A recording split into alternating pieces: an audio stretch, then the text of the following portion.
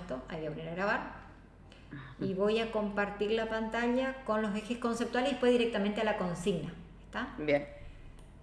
A ver, Sandra, que acá comparto pantalla. Y por supuesto, cualquier duda que surja en relación a lo que vayamos conversando me avisa. ¿Está? A ver si puedo Ahí, entrar desde la compu si veo más grande, porque ahí... ¿se llega a ver la diapositiva? Ahí le amplié. Ahí justamente estoy entrando desde la computadora, a ver Bueno. si... Sí. Mientras va abriendo, Sandra, le comento nomás, solo para recuperar, que en el segundo examen se rinden las unidades 3 y 4, Sí. excepto aquellos estudiantes que no hayan aprobado el primer examen o no se hayan presentado, que rinden todas las unidades. Nosotros en esta clase vamos a puntualizar los ejes temáticos de la unidad 3 y de la unidad 4, que son los que se incorporan en este parcial. Y si alguien necesita recuperar los contenidos de la unidad anterior, quedó también en el aula la grabación de la clase, de la primera clase por Meet, ¿sí? Bien. Cuando pueda abrir la computadora me avisa nomás. Sí, ahí estoy, ya conecté, gracias. Bien, ya avanzamos. Esto es importante porque a partir de acá ya no vamos a trabajar solamente el patrimonio y las organizaciones que se encargan de preservar y el marco normativo que preserva el patrimonio, sino que ya se puntualiza directamente esta modalidad, o las modalidades, mejor dicho, de turismo que están relacionadas con el turismo sustentable. Y entender que es imposible pensar actualmente en el desarrollo de cualquier modalidad de turismo que no se piense desde la sustentabilidad, incluso el turismo sol y playa. El turismo sol y playa, que eternamente o históricamente ha sido un turismo más masivo, es una modalidad de turismo que se ha reconvertido en la mayoría de los destinos justamente para intentar ser más sustentable. ¿Y sustentable de qué forma? En las diferentes dimensiones que incluye la sustentabilidad y que son necesarias desde el punto de vista económico, ambiental y sociocultural para poder vincularse con el patrimonio, ¿sí? Voy comenzando entonces con la diapositiva. ¿Sí? ¿Se ve? Sí, perdón, tenía el micrófono. Bien, perfecto. Bien. Bueno, en relación a esto, el patrimonio, decíamos ya en clases anteriores, forma parte, el patrimonio natural, el patrimonio cultural, forma parte de, además del valor que tiene material e inmaterial, forma parte de un atractivo turístico que el día de mañana ustedes, como gestores de la actividad turística, como técnicos superiores en turismo, van a tener que gestionar ese patrimonio de forma sustentable para poder desarrollar la actividad turística. Entonces el atractivo turístico pasa a ser el patrimonio y el patrimonio pasa a ser la materia prima con la que ustedes van a elaborar ese producto paquete turístico. Por ejemplo, como usted me comentaba, Sandra, tomar el patrimonio de Ichigualasto y este patrimonio nacional, trabajar y desarrollar la actividad turística. Pero esa actividad turística tiene que ser una actividad que no genere impactos negativos y que incluso no solamente no genere impactos negativos, sino que sea capaz de generar impactos positivos. Entendemos siempre al turismo como esta actividad de desplazamiento de personas. La demanda turística se va a desplazar por diferentes motivos, por diferentes motivaciones. Recuerden que a las distintas motivaciones que existen de turismo se van incorporando nuevas modalidades de turismo. Entonces hay personas que se desplazan por una finalidad de adrenalina, de estar en contacto con la naturaleza, y van surgiendo, por ejemplo, modalidades de turismo aventura, de ecoturismo, de turismo de naturaleza. Hay personas que quieren estar arraigados o reconectarse con las tradiciones rurales, entonces hablamos de el agroturismo o el turismo rural. En algunos casos hablamos del turismo sol y playa, este que mencionábamos anteriormente, el astroturismo para todo lo que tiene que ver con la observación del cosmos, de las estrellas, y por supuesto el turismo cultural, que tiene que ver con esto de descubrir, de aprender, además de disfrutar de las características culturales que ofrece determinado destino. A través de la actividad turística nosotros tenemos que buscar implementar estrategias o políticas que busquen generar experiencias que sean únicas, que prevalezca el conocimiento y que a través de la actividad turística se pueda revalorizar el patrimonio. De esta forma, a través de las actividades turísticas, el guía, el coordinador, quien transmite esa información a través de diferentes técnicas de interpretación muchas veces, permite que la demanda turística tome conciencia de la importancia que tiene ese patrimonio y de esa forma preservar para las generaciones futuras. Entonces, si nosotros logramos esto, estamos logrando una gestión desde la sustentabilidad. La gestión del patrimonio se enfoca en integrar entonces el patrimonio tanto cultural, tanto inmaterial como material y el patrimonio natural a la oferta turística. Pero integrar el patrimonio cultural e integrar el patrimonio natural en busca de promover la conservación y el desarrollo de los destinos turísticos. Y acá, fíjense que hablamos de desarrollo y no de crecimiento solamente. Cuando hablamos de desarrollo local, es que la actividad turística genere impactos positivos en la calidad de vida de la comunidad receptora, en la calidad de vida del destino turístico, a través de las diferentes dimensiones económicas, sociales, ambientales y políticas o institucionales que se relacionan con la sustentabilidad. ¿Qué es un plan de gestión? Esto para que ustedes ya vayan viendo algunos de los conceptos a tener en cuenta para el parcial. Es un documento, y es un documento porque todo plan va a establecer las políticas de acción a llevar adelante a largo plazo. Es decir, esto que decíamos, establecer las políticas, las estrategias que se tienen que llevar adelante y diseñar de forma integral teniendo en cuenta los intereses del patrimonio y que la actividad turística colabore a que esos objetivos se lleven adelante. Cuando hablamos de sustentabilidad es un término que comienza o la primera vez que se lo define fue en el informe de Brundtland en el año 1987. Hoy todos escuchamos que todo es sustentable o todo tiene que ser sustentable, pero es un término relativamente nuevo. Y estas dimensiones que mencionábamos, económica, social o sociocultural, ambiental y política. Cuando hablamos de dimensiones económicas estamos hablando de generar justamente ese desarrollo en la comunidad y que ese desarrollo genere una mejora en la calidad de vida de las personas. Esa es la dimensión social. ¿A través de qué? Por ejemplo, generación de puestos de trabajo legítimo. Desde el punto de vista de la dimensión ambiental es llevar adelante la actividad turística sin poner en riesgo el ambiente. Y recordemos que el ambiente es todo lo que nos rodea, por lo tanto incluye los patrimonios naturales y los patrimonios culturales.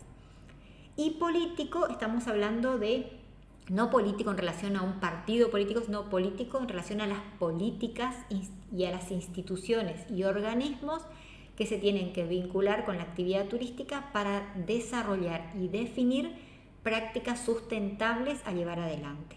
Entonces, desde el punto de vista de la dimensión política, por ejemplo, en un destino turístico que se va a desarrollar el turismo cultural, deberían estar incluidos diferentes actores como, por ejemplo, los del área de cultura de la municipalidad, el grupo de lectura, una organización relacionada con la defensa de determinada fauna o flora nativa. Es decir, política, estamos hablando de esto, de instituciones u organizaciones que colaboran justamente a definir tanto políticas, no solamente desde el punto de vista del marco normativo, sino también en relación a la promoción, recomendaciones y directrices para el cuidado y preservación del patrimonio. Estos son contenidos que habíamos desarrollado un poquito más en profundidad en la unidad número 2 de la materia. La sustentabilidad va a buscar, por ejemplo, establecer registros e inscripciones, como lo que pasa con cada uno de los atractivos turísticos o patrimonios naturales y culturales que están inscritos en la página de la UNESCO. Van a buscar salvaguardar y gestionar de manera tal de que se protejan esos patrimonios naturales y culturales, y la transmisión y movilización de apoyo. Transmisión, justamente esto de generación en generación, es imposible conservar lo que no se conoce, entonces a través de la promoción y la comunicación, Y movilizar apoyo, porque muchas veces ustedes se van a encontrar cuando les toque funciones de planificación o de gestión turística con intentar revalorizar determinado patrimonio, pero se necesita apoyo. Y muchas veces esos apoyos pueden ser de organizaciones y pueden ser también apoyos desde el punto de vista financiero. Entonces ahí es donde entra esa gestión sustentable del patrimonio para hacer investigaciones, para registrar, para salvaguardar y poner en valor básicamente ese patrimonio natural o ese patrimonio cultural. De esa forma, ese documento, ahí justo quedó cortadito con la imagen de los ODS, ese documento que retomamos, voy a volver hacia atrás, ese concepto que decíamos del plan de desarrollo, del plan de gestión, del desarrollo turístico, de la sustentabilidad, ese documento, permiso, ahora vuelvo a adelantarme, tiene que estar enmarcado en los ODS. ¿Qué son los ODS? Son los Objetivos de Desarrollo Sostenible. Los Objetivos de Desarrollo Sostenible, que ustedes también encuentran en el aula, está como material complementario y está incluso en el material de clase. Algunos de esos objetivos, por ejemplo, es que la actividad turística colabore con disminuir la pobreza, el hambre, genere salud y bienestar, favorezca la educación de calidad, favorezca la igualdad de género, y así cada uno de los 17 objetivos que forman parte de los ODS, los Objetivos de Desarrollo Sostenible, que son necesarios incluir siempre que se planifique desde la sustentabilidad. Si se desarrolla de la sustentabilidad, es decir, si se logra una gestión patrimonial en el que se va a enfocar que ustedes trabajen e integren el patrimonio natural y cultural a la oferta turística, de manera tal que logren el desarrollo y la conservación de esos destinos turísticos, ustedes van a lograr beneficios de la actividad turística para ese patrimonio. Por ejemplo, porque van a diversificar la oferta turística, es decir, están incorporando a la oferta turística que ya tiene un determinado destino, o quizás un destino que no explota turísticamente, explotar en buen sentido, ¿no? Que no promociona el patrimonio natural o cultural que tiene, y a través de la actividad turística se puede incorporar una nueva oferta turística. Esto es diversificar la oferta turística del destino. Implementar nuevos usos en esos espacios patrimoniales, como muchas veces hay patrimonios que solamente se pueden observar. Entonces, por ejemplo, a través de una gestión integral del turismo y el patrimonio, que los visitantes puedan realizar, por ejemplo, actividades de educación ambiental o de interpretación patrimonial. Entonces, el visitante toma más una actitud menos pasiva, ¿sí? Que en donde el visitante se va a involucrar con el patrimonio. Y por supuesto, a través de la actividad turística, generar nuevas inversiones, generar nuevas fuentes de empleo, concientización a través de estas políticas y actividades de cada uno de los visitantes que ingrese al destino, y capacitación, por supuesto, no solamente para los involucrados, los actores involucrados en la actividad turística, sino para la comunidad toda. Y eso se hace mayormente extensivo a todas las organizaciones y deberían impactar positivamente, por ejemplo, en clubes, en las escuelas, es decir, generando esto de espacios de concientización. Y a través de la actividad turística y la diversificación de oferta, donde estamos colocando un nuevo atractivo turístico en esa región, va a permitir que esa región sea más atractiva para nuevas inversiones. Entonces, por ejemplo, un destino turístico puede recibir un nuevo servicio de transporte o un alojamiento turístico nuevo o un servicio gastronómico. A eso nos referimos con nuevas inversiones. Está claro que para que existan estas nuevas inversiones tiene que estar dada la gestión patrimonial desde la base sustentable. Nosotros no podemos favorecer inversiones sin ningún tipo de control de la capacidad de carga, porque en ese caso estaríamos excediendo la capacidad de carga, es decir, el umbral de tolerancia que tenga ese destino turístico. Y si nosotros comenzamos a llenar de hoteles, cada uno más cerca de la línea de esa laguna de playa, cada vez más cerca de ese atractivo cultural, está claro que no se va a respetar esas zonas de amortiguamiento que son necesarias a la hora de definir y gestionar el patrimonio, que son estos espacios que hay que respetar justamente para no generar impactos negativos de sobrecarga en el patrimonio. Entonces está claro que estos beneficios del turismo se van a lograr siempre y cuando la gestión sea sustentable. Afianzar la identidad local, este sentido de pertenencia de las personas que comienzan a mostrar sobre su cultura, a mostrar sobre sus tradiciones, contribuir a la protección de áreas naturales. Muchas veces el ingreso que genera cada turista, cada visitante que ingresa a un parque nacional o a una reserva natural abona una entrada, y con ese dinero que genera el ticket de entrada, con ese dinero las organizaciones, como por ejemplo parques nacionales, pueden realizar investigaciones, nuevas tareas de infraestructura, equipamiento. Entonces favorece la actividad turística la contribución de esas áreas naturales y, como decíamos anteriormente, al desarrollo local. Esto de mejorar o de ser capaces de mejorar la calidad de vida de las personas. Y de esta forma evitar, a través de la gestión patrimonial, los efectos negativos que pueden existir sin la planificación. Si nosotros no planificamos la gestión del patrimonio, tanto natural como cultural, y el cultural recordemos que puede ser inmaterial, como las fiestas que se mencionan debajo en la imagen, o del punto de vista material, como son los sitios arqueológicos o los monumentos, va a generar impactos negativos. ¿Cuál, por ejemplo? El exceso de capacidad de carga, esto que decíamos, se supera la cantidad de visitas, de visitantes, y se comienza a degradar la zona, es decir, se supera ese umbral de tolerancia que tenga ese destino turístico, ese espacio, esa región, ese monumento. Lo que decíamos anteriormente cuando me comentaba Sandra sobre la visita a Ichigualasto, que ahora tienen todas las pasarelas, eso es justamente para evitar el deterioro y los efectos negativos de la actividad turística en esos lugares en donde son altamente vulnerables a que, si el exceso de capacidad de carga se supera, automáticamente vamos a tener impactos negativos. Y a tal punto que ese impacto negativo puede llevar a generar en algunos destinos turísticos del mundo, por ejemplo, a cobrar tasas incluso a los turistas. Entonces, cuando un destino turístico comienza a cobrar tasas para poder llegar a determinado destino turístico, es una forma también de limitar la cantidad de personas, porque ese destino turístico se encuentra masificado. Y a mayor masificación de turistas, mayor cantidad de demanda turística, es de esa forma tan descontrolada vamos a encontrar mayor contaminación, mayor pérdida de autenticidad.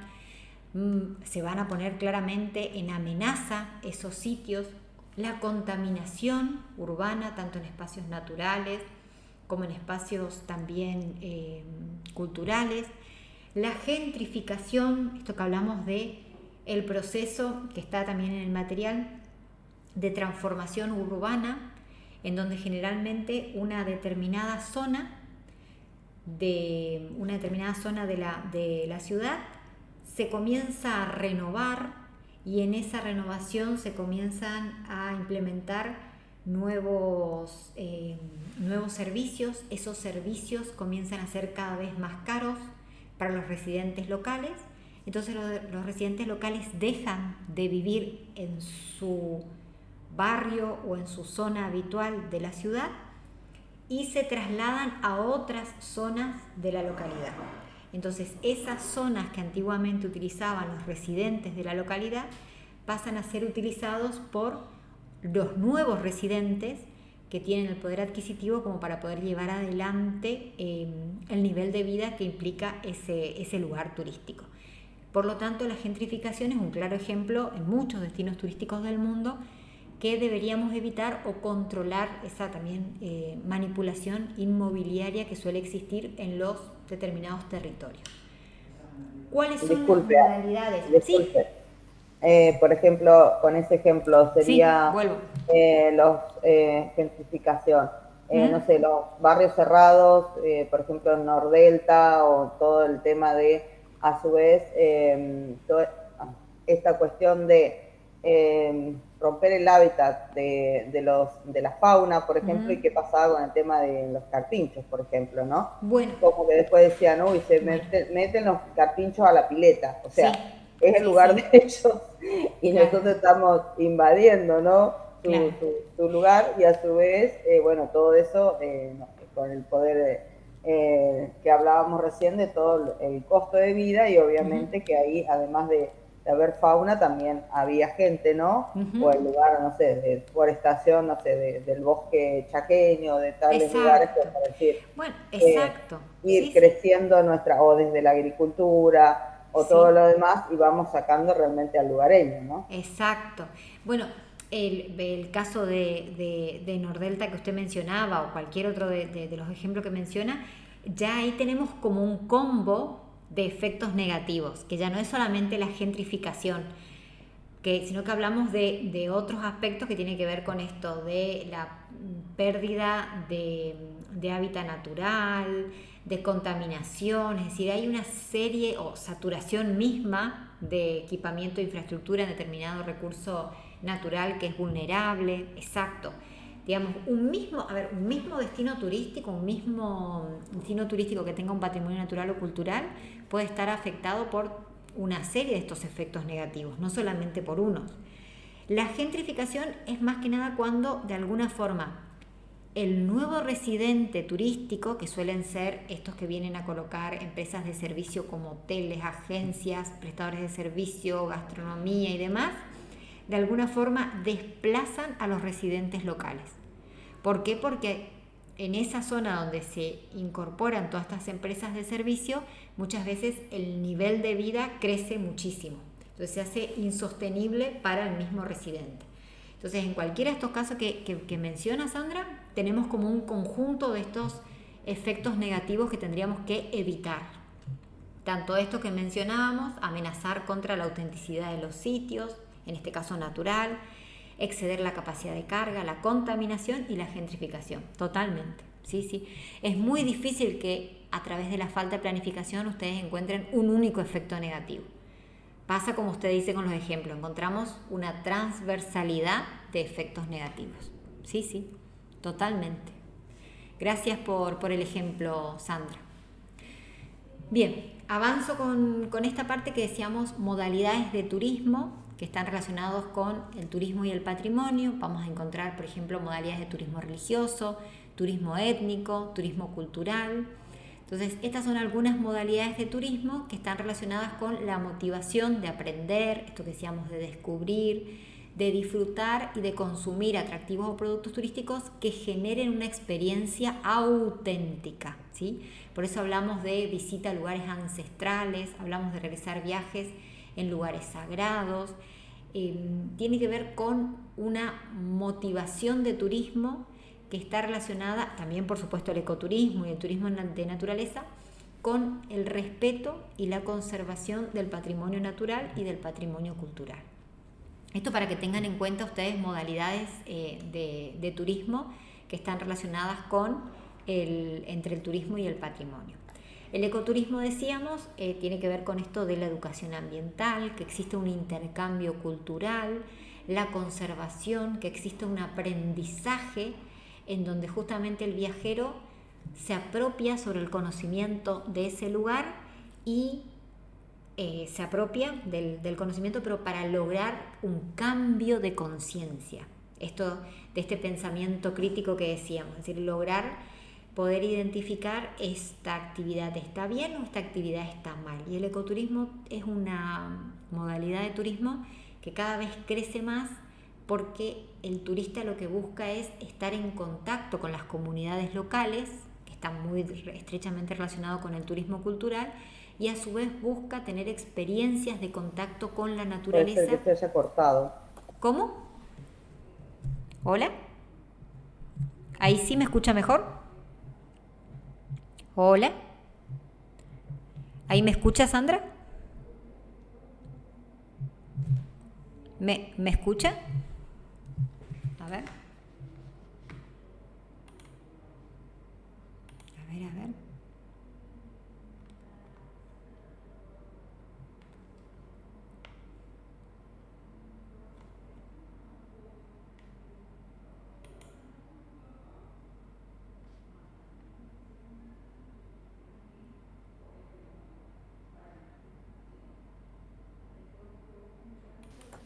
Entonces, decíamos que las modalidades, retomo por el cortecito, en relación a las modalidades de turismo que están relacionados entre el turismo y el patrimonio, tanto natural como cultural, decíamos, encontramos el turismo religioso, el turismo étnico, el turismo cultural y el ecoturismo, ¿sí? Estas son modalidades que lo que buscan es justamente generar un cambio en la conciencia del visitante y generar un impacto positivo. Justamente la conciencia ambiental tiene que ver con impactar positivamente en que el visitante preserve la biodiversidad. Esto en relación a el ecoturismo. Y acá este concepto que hoy cuando comentábamos anteriormente, cuando mencionaba el ejemplo del Nordelta, que hablábamos del tema de la capacidad de carga, de las lagunas, de los carpinchos y demás, esto que tiene que ver con las zonas de amortiguamiento, que son justamente franjas de vegetación que de alguna forma permiten preservar la biodiversidad y hacer un uso de forma responsable de la naturaleza. Esto es para tener en cuenta el día de mañana ustedes en su gestión de planificadores de la actividad turística, en la que ustedes sepan de que tienen que establecer justamente zonas y espacios para que esto también, las zonas de amortiguamiento también sirven para, como por ejemplo ejemplos de pasafauna, ¿sí? Para que justamente se pueda mover la fauna que sea característica en ese lugar. Estos son algunos ejemplos de planificación o de estrategias que ustedes podrían implementar para el patrimonio natural y el desarrollo de la actividad ecoturística. El turismo de naturaleza tiene una particularidad con el ecoturismo, que el ecoturismo busca generar un cambio de conciencia a través de la educación ambiental. Y el turismo de naturaleza, la principal motivación es disfrutar de la naturaleza. Y el ecoturismo es de conocer sobre la naturaleza. Es una pequeña diferencia conceptual y que se relaciona el turismo de naturaleza y el ecoturismo con la vinculación entre la gestión del turismo y del patrimonio natural. Siempre teniendo de base el turismo responsable y el turismo sustentable.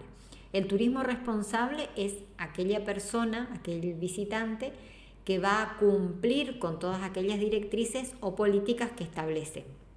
Esto que charlábamos al inicio, lugar en donde no se puede acampar, no se acampa, donde no se puede hacer fuego, no se hace fuego, el tema de no tirar residuos, bueno, no estacionar, no caminar en determinado lugar, no llevar ningún tipo de recuerdo, entre comillas, de ese destino, ¿sí?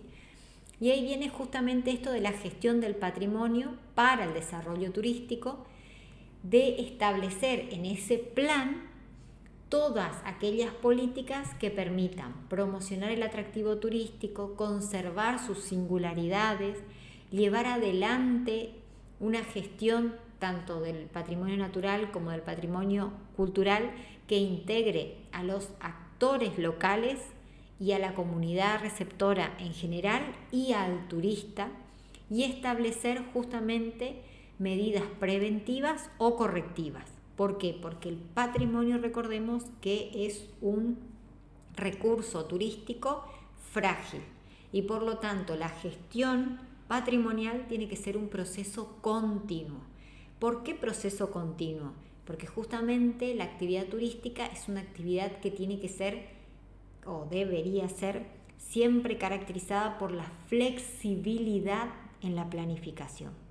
Es decir, de acuerdo a las actividades que se están desarrollando en la actualidad, de qué forma tenemos que establecer medidas preventivas para que no sucedan impactos negativos, o de qué forma tenemos que implementar medidas correctivas para que esos impactos negativos dejen de generarse en el destino turístico.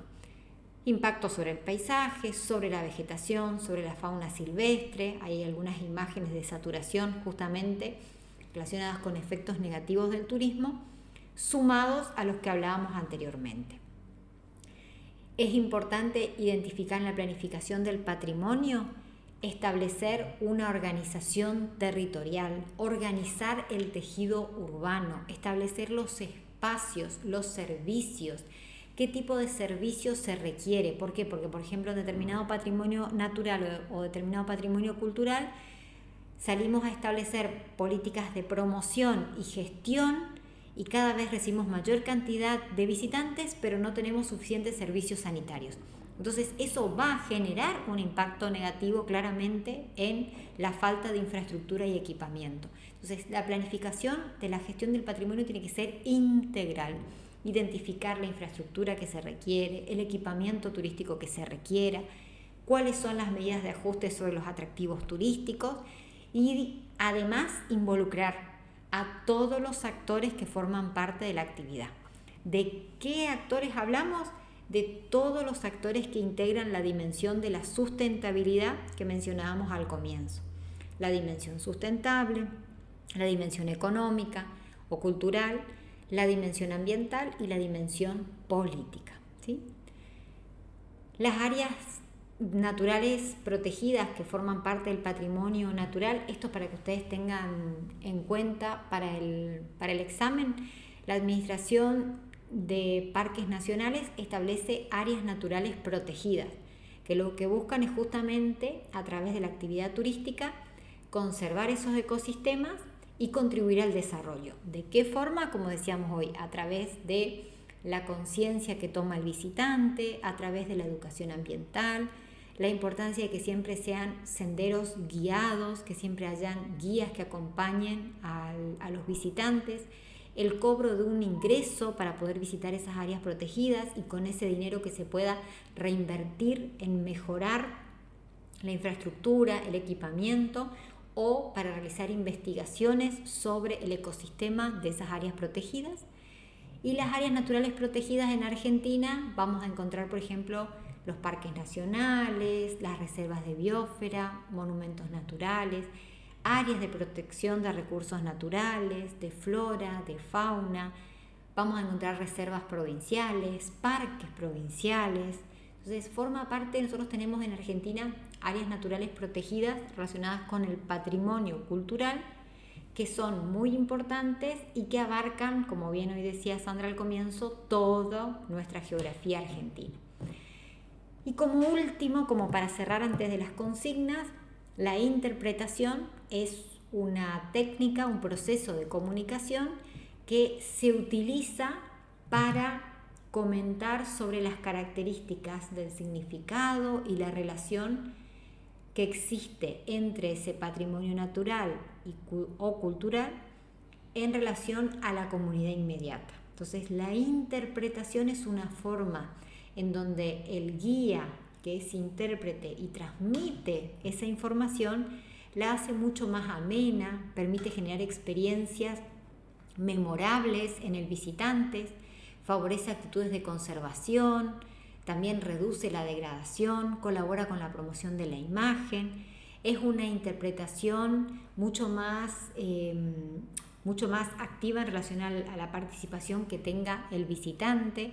Y nosotros vamos a encontrar interpretaciones que pueden ser a través de un guía, a través de un cartel, a través de información que se encuentra, por ejemplo, al pie de ese monumento natural o cultural, en donde hay una pequeña descripción. Entonces, generalmente la interpretación es una forma en el proceso de comunicación que favorece la conservación del patrimonio.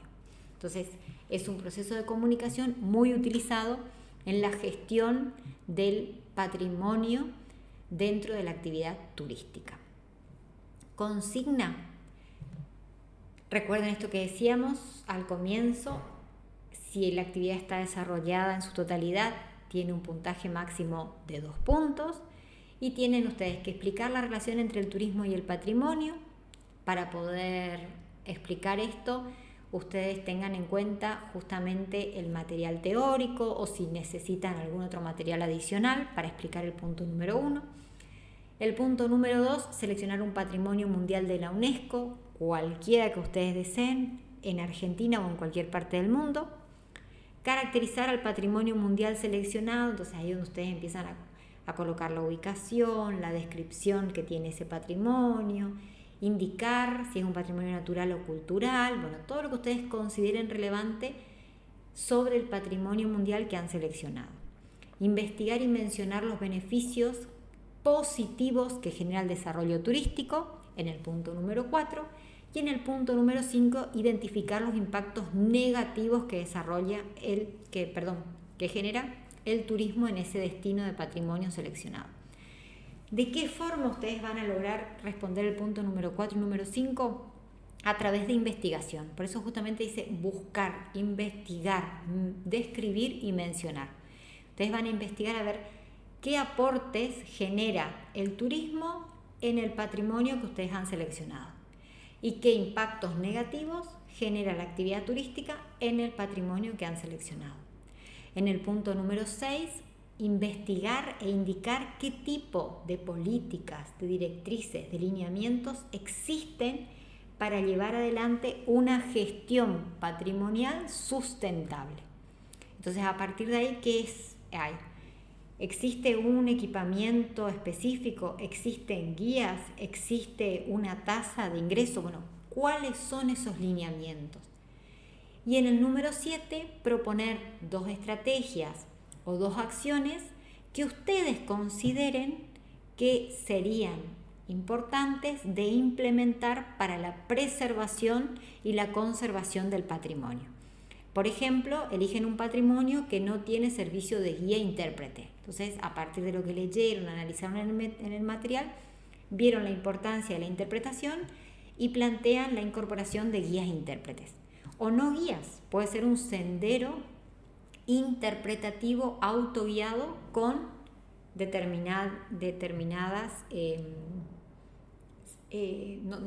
determinados carteles, que eso sería un circuito turístico que sea interpretativo autoguiado, que la persona puede hacer por sí solos orientándose con los carteles. Tengan en cuenta los criterios de evaluación, que el trabajo sea prolijo y tienen ustedes tiempo hasta el 27 de mayo para terminar y presentar el trabajo, ¿sí? Sandra, pobre que la atormenté con todos los contenidos. Yo creo que hay otro docente que ocupa las 18 horas, pero bueno, con el corte estamos ahí pasados un poquito. Pero bueno, cosas que pasan en las clases. Sandra, no la escucho. Tiene cortado su... Bien, sí, no sé si grabó la última parte, pero bueno. En realidad estoy haciendo profesorado de historia también, y bueno, yo siempre me gusta la geografía, ¿no? Y el arte, así que por eso un poquito agarré esto del arte rupestre y bueno, pude dar las manos, que es algo que no conozco en presencial, pero bueno, esto nos ayuda y nos acerca a conocerlo. Y bueno, justamente estábamos hablando dentro de lo que es la historia del mundo antiguo, ¿no? Cómo empieza desde la evolución del hombre y todo lo demás, y bueno, cómo empiezan ellos a manifestarse, ¿no?